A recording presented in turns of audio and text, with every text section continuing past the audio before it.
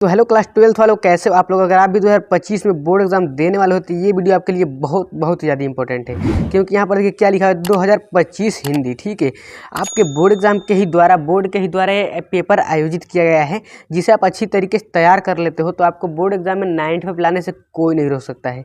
क्योंकि यहाँ पर देखिए 302 जेड, ठीक है, जे और यहाँ पर कोड देखिए यहाँ पर 102 दिया हुआ है।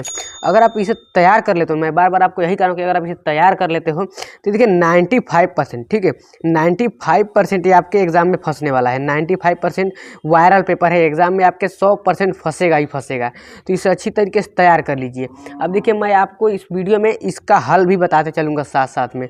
और हाँ, आप किसी भी क्लास में हो, 10th में चाहे 12th में हो, देखिए सभी सब्जेक्ट के कितने पेपर बनते हैं, आपके 7 सेट के पेपर बनते हैं। तो मैं सभी 7 सेट के, ठीक है, 7 सेट के पेपर को सोल्व कराने वाला हूँ। तो हमारे चैनल को सब्सक्राइब कर लीजिए, जिससे आपकी तैयारी बेहतर हो सकेगी। तो आइए हम नीचे स्क्रॉल करते हैं और बिना देरी किए इसको शुरू करते हैं। यहाँ पर देखिए नीचे क्या है, समय कितना दिया हुआ है, समय 3 घंटे 15 मिनट। क्या दिया है, समय 3 घंटे 15 मिनट, ठीक है। उसके बाद पूर्णांक कितने पूर्णांक का है, आपके 100 पूर्णांक का है। उसी प्रकार से यहाँ पर निर्देश दिया हुआ है। निर्देश क्या दिया हुआ है, प्रारंभ के 15 मिनट परीक्षार्थियों को प्रश्न पत्र पढ़ने के लिए निर्धारित है। जो आपको 15 मिनट दिया हुआ है, 3 घंटे 15 मिनट, 15 मिनट आपको क्या करना पड़ेगा, आपको प्रश्न पत्र पढ़ने के लिए दिया गया है कि आप 15 मिनट आपको प्रश्न पत्र समझें, पढ़ें अच्छी तरीके से। और यहाँ पर दूसरा देखिए, इस प्रश्न पत्र में 2 खंड हैं, दोनों खंडों के सभी प्रश्नों के उत्तर देना आवश्यक है। ठीक है, इस प्रश्न पत्र में कितने खंड है, 2 खंड है।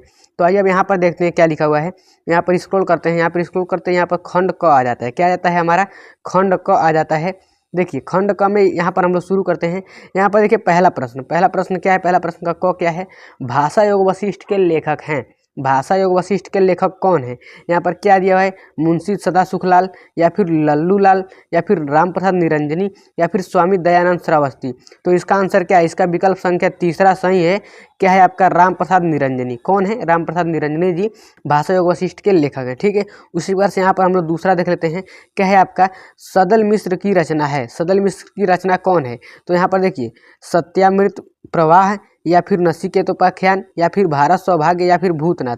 तो देखिए इसका विकल्प संख्या क्या है, आपका दूसरा सही है, नचिकेतोपाख्यान। ठीक है, उसी प्रकार से यहाँ पर देख लेते हैं, स्क्रॉल करते हैं नीचे। यहाँ पर क्या है, चंद्रकांता। ठीक है, यहाँ पर ग आ जाता है हमारे। यहाँ पर चंद्रकांता संतति कृति की विधा है। पहला है क्या है, निबंध, या फिर नाटक, या फिर कहानी, या फिर उपन्यास। तो इसका आंसर संख्या क्या है, चौथा सही विकल्प संख्या क्या है, उपन्यास। ठीक है, उसी प्रकार से यहाँ पर घ देख लेते हैं।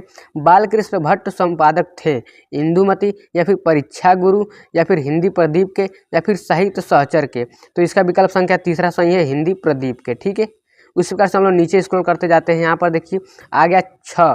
क्या है यहाँ पर क्या है, वासुदेव शरण अग्रवाल की रचना है। वासुदेव शरण अग्रवाल की रचना है। तो यहाँ पर हम इसको स्क्रॉल करके यहाँ पर देखते हैं, बाण भट्ट की आत्मकथा, या फिर वागधारा, या फिर साहित्य समाज, या फिर शेखर की जीवनी। तो इसका आंसर संख्या तीसरा सही है, साहित्य और समाज। वासुदेव शरण अग्रवाल की रचना है साहित्य और समाज। देखिए मैं क्या कर रहा हूँ, इसका साथ साथ इसका आंसर भी बताते चल रहा हूँ। इसी प्रकार से सभी पेपर को सोल्व कराऊंगा। जितने भी सेट होते हैं, आपके 10th में हो आप चाहे 12th में हो, जितने भी सेट होते हैं उनको मैं अच्छी तरीके से सोल्व करा दूंगा। तो अभी हमारे चैनल को सब्सक्राइब कर लीजिए, जिससे आपकी तैयारी बहुत ही बेहतर ढंग से हो जाएगी। अगर आप भी 95 लाना चाहते हैं तो हमारे चैनल को जरूर सब्सक्राइब कर लीजिएगा। देखिए मैं आपको ये भी बताते चलूँगा, बोर्ड एग्जाम से जो भी ट्रिक्स एंड टिप्स होती हैं, आखिर कैसे पास हो, कैसे पेपर किया जाता है, इस पर आधारित जितने भी आपके ट्रिक्स ट्रिप बनते हैं उनको भी सोल्व कराऊंगा। तो यहाँ पर आ जाते हैं दूसरे प्रश्न पर। चैनल को जरूर सब्सक्राइब कर लीजिएगा। और हाँ, अगर आप इसका PDF चाहते हो, ठीक है, अगर आप इसका PDF, ठीक है, PDF चाहते हो तो हमारे चैनल के ही नाम से टेलीग्राम चैनल है। हमारे चैनल के ही नाम से टेलीग्राम चैनल है, लिंक डिस्क्रिप्शन में उसका लिंक दिया गया है, वहाँ से आप लोग ज्वाइन जरूर हो जाइएगा और इसका PDF डाउनलोड कर लीजिएगा। अब यहाँ पर आ जाता है हमारा दूसरा बहुविकल्पी प्रश्न आ जाता है। दूसरा का क आ जाता है यहाँ पर, कितनी नावों में कितनी बार काव्य कृति है। क्या लिखा हुआ है, कितनी नावों में कितनी बार काव्य कृति है। यहाँ पर समझिए, यहाँ पर गिरिजा कुमार माथुर, या फिर नागार्जुन की, या फिर अज्ञे, या फिर हरिवंश राय बच्चन की। तो इसका विकल्प संख्या तीसरा सही है, अज्ञे। ठीक है, उसी प्रकार से हम लोग नीचे स्क्रॉल करते हैं। नीचे स्क्रॉल करते ही ख आ जाता है। यहाँ पर क्या लिखा है, छायावाद की प्रमुख विशेषता है। यहाँ पर देखिए है, प्रकृति का उद्दीपन रूप में वर्णन, या फिर सौंदर्य एवं प्रेम, या फिर इतिवृत्तात्मकता, या फिर श्रृंगारिक भावना का पूर्णतः अभाव। तो इसका विकल्प संख्या क्या है, आपका चौथा सही है। ठीक है, आपका विकल्प संख्या चौथा सही है। उसी प्रकार से यहाँ पर देखिए क्या आ जाता है हमारा ग प्रश्न आ जाता है, दूसरा तार सप्तक का प्रकाशन हुआ। ये देखिए बहुत ज़्यादा इंपॉर्टेंट है, क्योंकि देखिए पिछले साल भी ये पूछा गया है। तो देखिए क्या है, दूसरा सप्तक का प्रकाशन वर्ष है 1943 या फिर 1950 या फिर 1951 या फिर 1956। तो इसका विकल्प संख्या तीसरा सही है 1951। ठीक है, उसी प्रकार से यहाँ पर देखिए क्या लिखा हुआ है, हिंदी का प्रथम महाकाव्य माना जाता है, हिंदी का प्रथम महाकाव्य माना जाता है पद्मावत या फिर रामचरितमानस या फिर साकेत या फिर पृथ्वीराज रासो। तो हिंदी का प्रथम महाकाव्य किसे माना जाता है, क्या है, पृथ्वीराज रासो। विकल्प संख्या क्या है आपका चौथा सही है पृथ्वीराज रासो, पृथ्वीराज रासो। उसी प्रकार से यहाँ पर अंगा जाता है, क्या है हमारा, मैथिली शरण गुप्त। क्या है, मैथिली शरण गुप्त की काव्य कृति है प्रेमांबु प्रवाह या फिर त्रिफतगा या फिर लहर या फिर ग्राम्या। तो इसका विकल्प संख्या क्या है आपका पहला सही है। ठीक है, उसी प्रकार से हम लोग नीचे स्क्रॉल करेंगे, यहाँ पर देख लेते हैं। यहाँ पर देखिए आपका आ जाता है तीसरा प्रश्न, आपका तीसरा प्रश्न आ जाता है, दिए गए गद्यांश पर आधारित निम्नलिखित प्रश्नों के उत्तर दीजिए। ये आपका गद्यांश, आपके विकल्प प्रश्न समाप्त होते हैं। अब आपका क्या आ गया, दिए गए गद्यांश पर आधारित निम्नलिखित के प्रश्नों के उत्तर दीजिए। कितने अंक आपको मिलेंगे, 10 अंक। कितने अंक मिलेंगे आपको, 10 अंक मिलेंगे। तो इसको हम लोग देखते हैं। यहाँ पर क्या लिखा है, मातृभूमि पर निवास करने वाले मनुष्य राष्ट्र का दूसरा अंग है। पृथ्वी हो तो मनुष्य न हो, राष्ट्र की कल्पना असंभव है। पृथ्वी और जन दोनों में सौम्यमान ही राष्ट्र है। इसको अच्छी तरीके से पूरी तरीके से पढ़ लीजिएगा। ठीक है, अब आइए इसका हम लोग आंसर देखते हैं। यहाँ पर देखिए पहला क्या है, उपयुक्त गद्यांश के पाठक और लेखक का नाम लिखिए। क्या लिखा हुआ है, उपयुक्त गद्यांश और पाठक के लेखक के नाम लिखिए। तो देखिए मान लीजिए आप इसको कहीं नहीं पढ़े हो, ठीक है, तो एक ट्रिक के माध्यम से हम इसको कैसे पहचानेंगे कि इस लेखक का क्या नाम है। और देखिए ये पंक्ति कहाँ से आई हुई है। मान लीजिए आप पढ़े नहीं, आप इसको मालूम करना चाहते हैं, इसका सुंदर व्याख्या कैसे करेंगे एक ट्रिक के माध्यम से। तो मैं आपको वो ट्रिक बताता हूँ। यहाँ पर समझिए, यहाँ पर मान लीजिए क्या लिखा हुआ है, मातृभूमि पर निवास करने वाला। यहाँ पर क्या है, मातृभूमि पर निवास करने वाला मनुष्य राष्ट्र का दूसरा अंग है। क्या है यहाँ पर, मनुष्य राष्ट्र का दूसरा अंग है मनुष्य राष्ट्र। यहाँ पर क्या है, मातृभूमि। ये क्या है, ये सभी कॉमन वर्ड है। ये क्या है, हमारे कॉमन वर्ड है। तो देखिए मान लीजिए यहाँ पर क्या है, मनुष्य राष्ट्र या फिर यहाँ पर भी राष्ट्र, यहाँ पर भी राष्ट्र। तो देखिए इस पंक्ति, ये पंक्ति कहाँ से लिया गया है, राष्ट्र के स्वरूप। इसका हमने पाठ का नाम बता दिया कि नहीं, राष्ट्र का स्वरूप। इस पाठ का लेखक का क्या नाम है, पाठ का नाम है राष्ट्र का स्वरूप, और लेखक का क्या नाम है, वासुदेव शरण अग्रवाल। ये क्या है, राष्ट्र का स्वरूप। यहाँ पर हम लिखेंगे राष्ट्र का स्वरूप, राष्ट्र का स्वरूप। ठीक है, राष्ट्र का स्वरूप और वासुदेव शरण अग्रवाल जी हैं। ठीक है, इस प्रकार से आपको पहचाना जा सकता है। अगर आप कमेंट करेंगे तो मैं आपको बहुत ही अच्छी तरीके से डिटेल में बताऊंगा कि आखिर बिना पढ़े गद्यांश का संदर्भ सहित व्याख्या कैसे करें और उसकी जो रेखांकित व्याख्या है उसकी कैसे करें। अब इसी प्रकार से इन सभी प्रश्नों को अच्छी तरीके से देख लीजिए। ठीक है, यहाँ पर सभी प्रश्न को अच्छी तरीके से देख लीजिए, इसको पढ़कर अच्छी तरीके से इन सभी का आंसर लिख लीजिएगा। ठीक है, क्योंकि हम इसको अच्छी तरीके से समझाने लग जाएँ तो वीडियो बहुत ही ज़्यादा लंबी होती जाएगी। अब यहाँ पर आ जाते हैं नीचे, क्या दिया है, चौथा प्रश्न को देख लेते हैं। चौथे प्रश्न यहाँ पर देखिए लिखा हुआ है, दिए गए पद्यांश पर आधारित निम्नलिखित प्रश्नों के उत्तर दीजिए। ये भी कितने अंक का है, 10 अंक का है। ठीक है, तो यहाँ पर क्या लिखा हुआ है, यहाँ पर समझिए, आज की दुनिया विचित्र नवीन, प्रकृति के सर्वत्र है विजयी, पुरुष आसीन है बंधे नर के करो में वारी, विद्युत भाप। अब देखिए इसको, इस पंक्ति को अच्छी तरीके से आप पूरी तरीके से पढ़ लीजिए। अब यहाँ पर हम आ जाते हैं नीचे, स्क्रॉल करते हैं। यहाँ पर इस पर जो आपके बनते हैं, क्या आपके प्रश्न बनते हैं, इनको हम देख लेते हैं। उपयुक्त पद्यांश का संदर्भ लिखिए। ठीक है, तो ये देखिए, ये जो आपका आया हुआ है ना, जो आपकी पंक्ति है, तो देखिए ये अभिनव मनुष्य। ठीक है, अभिनव मनुष्य किससे आया हुआ है, अभिनव मनुष्य। पंक्ति किससे आया हुआ है, अभिनव मनुष्य। हम क्या लिखेंगे यहाँ पर, अभिनव मनुष्य, जो कि रामधारी सिंह दिनकर, ठीक है, द्वारा लिखित है। ठीक है, इसी प्रकार से हम लोग नीचे आ जाते हैं। आप इन सभी प्रश्न को अच्छी तरीके से कर लीजिएगा। यहाँ पर हम लोग नीचे आते हैं। यहाँ पर देखिए क्या है, आपका पांचवा आ जाता है। पांचवा, निम्नलिखित में से किसी एक लेखक का साहित्यिक परिचय देते हुए उनकी प्रमुख रचनाओं का उल्लेख कीजिए। अधिकतम शब्द सीमा क्या होता है, अधिकतम शब्द सीमा क्या है, 80 शब्दों में। यही यहाँ पर आपको मेन समझना होता है। आप क्या करते हैं, किसी भी जीवन परिचय लिखते हैं तो आप पूरा पेज भर देते हैं। क्या करते हैं, पूरा पेज ऐसे भर देते हैं। ठीक है, लेकिन उसको कितने शब्दों में लिखना होता है, केवल 80 शब्दों में लिखना होता है, जो कि आपका 5 अंक बहुत ही आसानी तरीके से मिल जाएगा। देखिए अगर आप लोग कमेंट करते तो मैं आपको अच्छी तरीके से बता दूंगा कि आखिर जीवन परिचय कैसे लिखा जाता है। ठीक है, अब देखिए इन तीनों में से किसी एक को करना है आपको, इन तीनों में से किसी एक का जीवन परिचय लिखना है। तो जो भी आपने तैयार किया होगा तो उसको अच्छी तरीके से लिख लीजिएगा। अब यहाँ पर हम लोग नीचे आ जाते हैं। नीचे क्या है, ख प्रश्न आ जाता है। यहाँ पर कवियों का लेखक आ जाता है। ठीक है, कवियों का आपको जीवन परिचय लिखना होता है। तो यहाँ पर देखिए जयशंकर प्रसाद जी हैं, ठीक है, जयशंकर प्रसाद जी, महादेवी वर्मा और सच्चिदानंद हिरानंद वात्स्य आज्ञान, ठीक है। तो यहाँ पर इनको भी कितना शब्दों में लिखना है, इनका जीवन परिचय 80 शब्दों में लिखना है, जो कि कितने 5 अंक मिल जाएंगे आपको। तो इनमें से जो भी आसान लगे, जिसको भी आपने तैयार किया होगा उसको अच्छी तरीके से लिख कर आइएगा, ठीक है। अब यहाँ पर नीचे आ जाते हैं, यहाँ पर क्या दिया देखिए, यहाँ पर क्या है, छठा क्या दे, ध्रुव यात्रा कहानी के उद्देश्य पर प्रकाश डालिए, या फिर पंचलाइट, ठीक है, पंचलाइट अथवा, फिर से एक बार देख लेते हैं, पंचलाइट अथवा बहादुर कहानी का सारांश लिखिए। ये छठा प्रश्न है। अधिकतम शब्द सीमा कितना है, 80 शब्द में। जितने शब्दों में आपको जीवन परिचय लिखना है उतने ही शब्दों में आपको कहानी शब्दों में आपके छठे प्रश्न को भी हल करना होता है। तो इसमें से देखिए जो भी आसान लगे, देखिए पंचलाइट अथवा बहादुर कहानी का सारांश बहुत ही आसान है।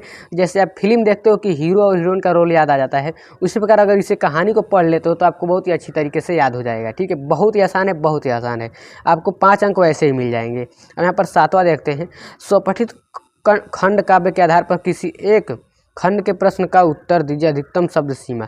अब देखिए यहाँ पर क्या है, मुक्त यज्ञ खंड काव्य के कथा वस्तु संक्षेप में लिखिए। और यहाँ पर देखिए इसी प्रकार से यहाँ पर सभी देखिए आपके यहाँ पर क्या दिया है, ठीक है, जो भी आपके जिला, ठीक है, बहराइच जिले के हो, श्रावस्ती के हो, जिस जिले में, यहाँ पर अगर बहराइच के होंगे तो आपको श्रवण कुमार का लिखना होगा, ठीक है, जिस भी जिले से हो उसी प्रकार से आप अच्छी तरीके से याद कर लीजिए। अगर बहराइच के हो आप लोग तो आपको क्या याद करना होगा, श्रवण कुमार का, ठीक है। तो श्रवण कुमार का आप अच्छी तरीके से याद कर लीजिएगा।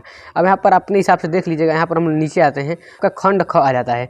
क्या है आपका 8वां प्रश्न क्या दिया हुआ है, 8वां प्रश्न क्या दिया हुआ है, दिए गए संस्कृत गद्यांशों में से किसी एक का संदर्भ सहित हिंदी अनुवाद कीजिए।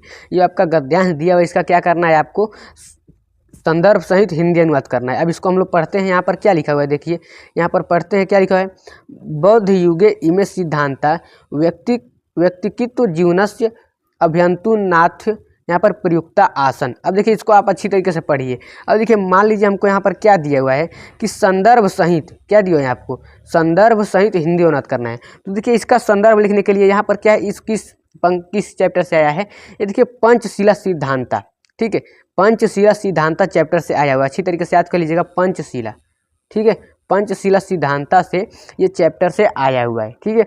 अब उसी प्रकार से इसको अच्छी तरीके से हिंदी अनुवाद कर लीजिएगा। मैंने आपको बता दिया किस चैप्टर से आया हुआ है, पंचशीला सिद्धांता। यहाँ पर नीचे स्क्रॉल करते हैं, यहाँ पर आपका आ गया, यहाँ पर देखिए खंड ख आ गया। खवा प्रश्न क्या है हमारा, दिए गए पद्यांशों में से किसी एक का संदर्भ सहित हिंदी अनुवाद कीजिए। इसका भी क्या करना है, हिंदी अनुवाद करना है। अब देखिए ये आपका क्या है, श्लोक है एक, ठीक है। अब इसका क्या करना है, हिंदी अनुवाद करना है और संदर्भ, जिस प्रकार से यहाँ पर आपको मैंने बताया यहाँ पर इसको करना था, उसी प्रकार से इसको करना था, ख को। तो देखिए ये क्या लिखा है, भाषासु मुख्या मधुरा दिव्या गिरवाड़ भारती। अब ये जो श्लोक है ना, ठीक है, ये जो श्लोक है इसको समझिए। ये जो श्लोक है आपके सुभाष तानी से आया हुआ है। किससे आया हुआ है, सुभाषितानी। किससे आया हुआ है आपका, सुभाष तानी, सुभाष रत्नानी आया हुआ है, ठीक है, सुभाष रत्नानी, इससे आपका आया हुआ है ये श्लोक, ठीक है। तो इसको अच्छी तरीके से देख लीजिएगा, जहाँ भी इसका आंसर मिले इसको अच्छी तरीके से तैयार करके जाइएगा। अब यहाँ पर नीचे आ जाते हैं हम लोग। नीचे क्या है, यहाँ पर 9वां प्रश्न देखते हैं।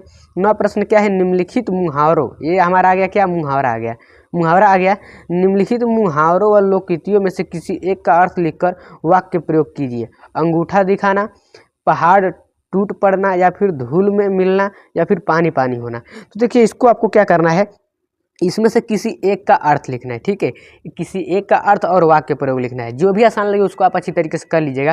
तो देखिए हम अंगूठा दिखाने का मतलब बताते हैं। देखिए अंगूठा दिखाने का मतलब क्या होता है, मतलब मदद करने से भाग जाना। क्या है आपका, अंगूठा दिखाना मतलब मदद मत करना, मदद नहीं करना, मदद करने से भाग जाना, इसका अर्थ ये हो गया। अब इसका वाक्य प्रयोग कैसे करेंगे, जैसे आप लोग, ठीक है, देखिए हंसिएगा मत, क्योंकि देखिए मैं आपके लिए इतना मेहनत करता हूँ और आपसे न 1 रुपये की मांग करता हूँ, निःशुल्क शिक्षा। केवल आपसे क्या चाहिए, लाइक शेयर और सब्सक्राइब, और आप सबका प्यार चाहिए। लेकिन आप क्या करते हैं, हमको अंगूठा दिखाकर चल देते हैं, न लाइक करते हैं, न शेयर करते हैं, न कमेंट करते हैं, न सब्सक्राइब करते हैं। तो प्लीज़ ऐसा मत कीजिए, अंगूठा मत दिखाइए, ठीक है। अब यहाँ पर आ जाते हैं 10वें प्रश्न को हल करने लगते हैं। 10वां प्रश्न हमारा यहाँ पर क्या है, अपठित गद्यांश। क्या है हमारा ये, अपठित गद्यांश। अब देखिए जैसे आप लोग इंग्लिश में नहीं देखते हो अनसीन पैसेज, अनसीन पैसेज, ठीक है, हम इंग्लिश में क्या आता है आपका, अनसीन पैसेज आता है। उसी प्रकार से ये क्या है आपका, अपठित गद्यांश है। अनसीन पैसेज में मतलब कि अच्छी तरीके से उसको पढ़ के आंसर देना होता है। तो इसको आप अच्छी तरीके से पढ़ लीजिएगा, यहाँ पर इसको अच्छी तरीके से पूरे को पढ़ लीजिएगा और इसी पर ही आधारित आपके सभी ये प्रश्न बने हुए हैं। ठीक है, कितने प्रश्न बने हुए हैं? 3 प्रश्न बने हुए हैं। ठीक है, तो इसको अच्छी तरीके से कर लीजिएगा। हालांकि हम थोड़ा सा देखिए 5 अंक का है। ठीक है, अगर आप इसे अच्छी तरीके से पढ़ ले तो इसका आंसर बहुत ही आसानी तरीके से दे सकोगे। यहाँ पर क्या है, किसी देश की उन्नति अथवा अवनति, ठीक है, अवनति वहाँ की नारी समाज की पर निर्भर करता है। तो उसको अच्छी तरीके से आप लोग पढ़ लीजिएगा। हम नीचे स्क्रॉल करते हैं, यहाँ पर देखिए आ जाते हैं यहाँ पर। अब यहाँ पर देखिए 11वां प्रश्न आ जाता है हमारे। 11वें का क को देख लेते हैं। यहाँ पर क्या है, निम्नलिखित शब्द युग्मों का सही अर्थ चयन करके लिखिए। अब देखिए सकल और शकल, इसका अर्थ क्या है, क्या दिया हुआ यहाँ पर, सकल और शकल, इसका अर्थ क्या है, या फिर पदार्थ एवं संपूर्ण, या फिर संपूर्ण और खंड, या फिर आकृति और प्रकृति, या फिर सुख और संकालु। तो इसका आंसर क्या है, संपूर्ण और खंड। ठीक है, शकल में संपूर्ण और सकल में खंड। ठीक है, उसी प्रकार से यहाँ पर हम लोग देख लेते हैं। यहाँ पर देखिए असु और अंशु। ठीक है, असु और अंशु का क्या अर्थ होता है, भाग्य और सूर्य, या फिर भाग्य और चंद्र, या फिर आपका दिया हुआ है भाग्य और किरण, या फिर भाग और किरण। तो इसका आंसर क्या है आपका, सही है, भाग्य और किरण। उसी प्रकार से हम लोग नीचे स्क्रॉल करेंगे। यहाँ पर देखेंगे ख आ जाता है हमारा। ख क्या कह रहा है कि निम्नलिखित शब्दों, क्या कह रहा है, निम्नलिखित शब्दों में से किसी एक शब्द के 2 अर्थ लिखिए। अब इसमें से किसी एक शब्द का 2 अर्थ लिखना है। बहुत ही आसान है, जो भी आसान लगे आप लोग अच्छी तरीके से कर लीजिएगा। मैं आपको बताता हूँ मित्र शब्द के 2 अर्थ। मित्र शब्द के 2 ही अर्थ नहीं, बहुत अर्थ होते हैं। अब देखिए मित्र को आप क्या कह सकते हैं, दोस्त कहते हैं। क्या कहते हैं, दोस्त कहते हैं, साथी कहते हैं। ठीक है, साथी कहते हैं, सहचर कह सकते हैं। ठीक है, सहचर कह सकते हैं, और सखा भी कह सकते हैं। ठीक है, सखा भी कहते हैं। तो देखिए मैंने 4 बता दिया, आपको केवल क्या कितना लिखना है, 2 ही लिखना है। ठीक है, तो यहाँ पर हम लोग नीचे स्क्रॉल करते हैं। यहाँ पर देख लेते हैं, यहाँ पर देखिए क्या लिखा हुआ है, ग आ जाते हैं। ग यहाँ पर क्या है, निम्नलिखित वाक्यांशों में से किसी एक शब्द का चयन करके लिखिए। ठीक है, यहाँ पर मतलब कि जिसका कहीं भी अंत ना हो, जिसका कहीं भी अंत ना हो उसको क्या कहेंगे, उसको क्या कहेंगे, अगण्य, अगण्य, या फिर अंतिम, या फिर अनंत, या फिर गण्य। तो इसका आंसर क्या है, अनंत है। ठीक है, देखिए अनंत हम उसी को कहते हैं ना, इंडिफिनिट, यानी जो खत्म ही ना हो। उसी प्रकार से यहाँ पर हम लोग नीचे देखते हैं क्या है, जानने की इच्छा रखने वाला। जो जानने का इच्छा रखता है उससे हम लोग क्या कहते हैं, जानकार, या फिर जिज्ञासु, या फिर ज्ञानी, या फिर बुद्धिमान। तो ब सही है आपका जिज्ञासु। जो जानने की इच्छा रखता है उसे क्या कहते हैं, जिज्ञासु कहते हैं। इसको अच्छी तरीके से तैयार कर लीजिएगा और चैनल को सब्सक्राइब जरूर कर लीजिएगा। और हाँ, पीडीएफ के लिए हमारे टेलीग्राम चैनल जो कि डिस्क्रिप्शन में उसका लिंक मिल जाएगा, वहाँ जाकर ज्वाइन हो जाइएगा। अब यहाँ पर घ प्रश्न देख लेते हैं क्या है यहाँ पर, इसको स्क्रॉल करते हैं। निम्नलिखित में से किसी 2 वाक्यों को शुद्ध करके लिखिए। क्या दिया हुआ है, निम्नलिखित में से किसी 2 वाक्यों को शुद्ध करके लिखिए। अब ये जो वाक्य दिए हुए हैं नीचे स्क्रॉल करते हैं, यहाँ पर कितने दिए हुए हैं, 4 वाक्य दिए गए हैं। कितने वाक्य, 4 वाक्य दिए गए हैं। इन दोनों में से किन्हीं 2 को शुद्ध करके लिखना है। ठीक है, तो इन दोनों में से किसी 2 शुद्ध करके लिखना है, तो इसको हम लोग शुद्ध करेंगे। तो इसमें से जो भी आसान लगे, 2 है 4 है, इसमें से 2 ही को ही करना है। अब यहाँ पर हम लोग नीचे आ जाते हैं। नीचे क्या है आपका, देखिए नीचे क्या है, 12वां प्रश्न यहाँ पर आ जाता है। 12वें का क, ठीक है, 12वें का क आ जाता है, ख आ जाता है, ग आ जाता है। यहाँ पर इसमें देखिए आपको करना क्या है, श्रृंगार रस अथवा वीर रस के लक्षण और उसका एक उदाहरण लिखिए। अब देखिए श्रृंगार रस क्या होता है या फिर वीर रस क्या होता है, इसमें से जो भी आसान लगे आपको, ठीक है, जो भी आसान लगे, जिसे भी आप जानते हो तो उसको अच्छी तरीके से कर लीजिएगा। देखिए बहुत ज़्यादा सरल है ये तीनों प्रश्न। श्रेष्ठ अलंकार या फिर उत्प्रेक्षा अलंकार, सोरठा अथवा कुंडलिया छंद, ठीक है, इसमें जो भी आसान लगे अच्छी तरीके से कर लीजिएगा। देखिए इसमें ज़्यादा समस्या आप लोगों को क्या होती होगी ना कि इसका आप लोग उदाहरण नहीं याद होता होगा, तो अगर आप कमेंट करते हो तो मैं आपको ऐसे ऐसे उदाहरण बताऊंगा जिसे आप एक बार पढ़ लोगे तो तुरंत इनका उदाहरण याद हो जाएगा। तो कमेंट जरूर कीजिएगा मैं जिस पर वीडियो बना सकूं। अब यहाँ पर आ जाते हैं 13वां प्रश्न आ जाते हैं, समाचार पत्र में प्रकाशित विज्ञापन, ठीक है, समाचार पत्र में प्रकाशित विज्ञापन के आधार पर लिपिक पद के लिए नियुक्ति, विद्यालय के प्रबंधक हेतु आवेदन पत्र लिखना है आपको। अब देखिए यहाँ पर क्या आ गया, आपका पत्र लेखन आ गया। अब अथम क्या दिया हुआ है, अथम दिया हुआ है ऋण प्राप्ति हेतु बैंक शाखा के प्रबंधक को आवेदन पत्र लिखिए।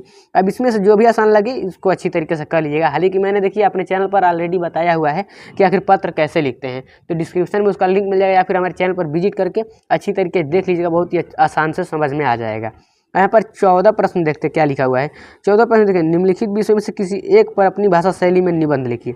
अब आपका आ जाता है निबंध, कितने अंक का, टोटल कितने अंक आ जाता है आपका, 9 अंक का, ठीक है। अगर आप किसी एक पर निबंध लिख देते हो तो आपको 9 अंक बहुत ही आसानी तरीके से मिल जाएंगे। क्या दिया है? पहला, राष्ट्रीय एकता वर्तमान समय की अनिवार्य आवश्यकता, आतंकवाद की समस्या, कारण और समाधान, पर्यावरण प्रदूषण और निराकरण के उपाय, आधुनिक शिक्षा पद्धति की दिशा और दशा। अब देखिए जो भी इसमें से आपको आता होगा, जो भी आसान लगता होगा, हालांकि देखिए यहाँ पर पर्यावरण प्रदूषण और निराकरण, इसको आप अच्छी तरीके से कर लीजिएगा, ये आसान भी है, ठीक है। तो अच्छी तरीके से तैयार कर लीजिएगा। यहाँ पर हम नीचे स्क्रॉल करते हैं। अब देखिए आपका पेपर समाप्त होता है, ठीक है। हमने हालांकि सबका आंसर बता दिया है, अब पेपर समाप्त होता है। तो देखिए हमें आपसे आग्रह है कि देखिए आपके लिए इतना मेहनत करते हैं, ठीक है, कहाँ से पेपर प्रोवाइड करते हैं, इतना मेहनत करते हैं, और आप निःशुल्क शिक्षा आपसे 1 रुपये की मांग करते हैं। तो हमें क्या चाहिए? हमें केवल आप सबका प्यार चाहिए, केवल एक लाइक, शेयर और सब्सक्राइब। तो प्लीज़ चैनल को सब्सक्राइब कीजिए, कमेंट कीजिए और अपने दोस्तों में भी शेयर कीजिए। तो मिलते हैं नेक्स्ट वीडियो में, तब तक के लिए धन्यवाद।